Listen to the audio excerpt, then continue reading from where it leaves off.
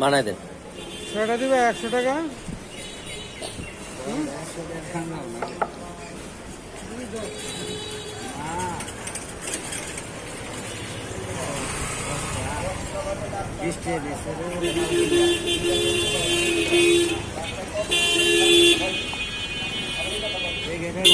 হ্যাঁ, আনেন কই থেকে আপনারা? কত করে পিস?